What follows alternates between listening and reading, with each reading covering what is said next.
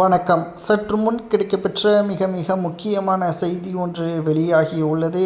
அதிமுகவில் எடப்பாடி பழனிசாமி அவர்களுக்கு எதிராக சசிகலா அவர்கள் போட்ட திட்டம். சி.வி. சண்முகமும் விஜயபாஸ்கரும் தற்பொழுது சசிகலாவின் பக்கம் இருப்பதாக தகவல்கள் கிடைக்கப்பெற்றுள்ளது.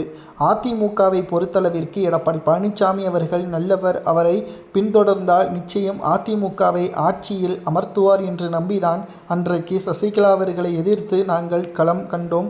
ஆனால் இன்றைக்குத்தான் உண்மை தெரிகிறது. சசிகலா அவர்கள்தான் நிச்சயமாக வளர்ச்சியடையக்கூடிய வகையில் அதிமுகவை கொண்டு செல்லக்கூடியவர்.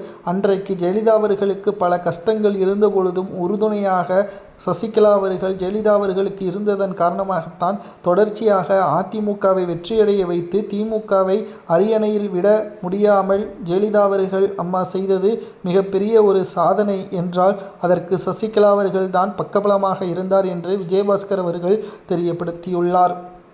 தனிப்பட்ட முறையில் விஜயபாஸ்கர் அவர்கள் சசிகலா அவர்களை மரியாதைக்குரியதாகத்தான் எப்பொழுதுமே நடத்துவார். தற்பொழுது விராலிமலையின் எம்எல்ஏவாக இருக்கக்கூடிய விஜயபாஸ்கர் அவர்கள் அதிமுகவில் இருந்து ராஜினாமா செய்வதை பற்றியோ அல்லது பிற கட்சியில் இணைவது பற்றியோ எந்த ஒரு முடிவுகளையும் அதிகாரப்பூர்வமாக வெளியிடவில்லை. ஆனால் அதிமுக வெற்றியடைய வேண்டும் என்றால் அதற்கு ஒரே வழி சசிகலா அவர்கள்தான் என்று கூறி சசிகலா அவர்களது வீட்டில் தனிப்பட்ட முறையில் சி.வி. சண்முகத்தின் ஆதரவாளராக இருக்கக்கூடிய விஜயபாஸ்கர் அவர்கள் நேரடியாக சந்தித்து அதிமுகவில் வெற்றி வாய்ப்பை உறுதி செய்வதையும் அதிமுகவில் உங்களை எப்படியாவது இணைப்பது பற்றியான முடிவுகளை வெளியிடுவது பற்றியும் பொதுக்குழு மற்றும் செயற்குழுவை உடனடியாக நேரடியாக மக்கள் மத்தியில் கொண்டு செல்ல வேண்டும் என்ற முயற்சியில் தற்பொழுது விஜயபாஸ்கர் அவர்கள் எடுத்துள்ளார். இந்த முயற்சியானது நிச்சயம் அதிமுகவின் அரசியல் வரலாற்றில் ஒரு திருப்புமுனையாக அமையும் என்றும் கூறப்படுகிறது. திராவிட முன்னேற்ற கழகத்தை பொறுத்தளவிற்கு அதிமுக நிச்சயமாக வெற்றி வாய்ப்பை இழந்து அதிமுக 3வது இடத்திலேயே இருக்கும். தமிழ்நாடு திமுக வர்சஸ் தாவேகா என்ற களம் மாறுகிறது என்பதை விஜய் அவர்களை நேற்று திருச்சி கிழக்கு தொகுதியில் நன்றி செலுத்தும் பொழுது பேசியிருந்தார்.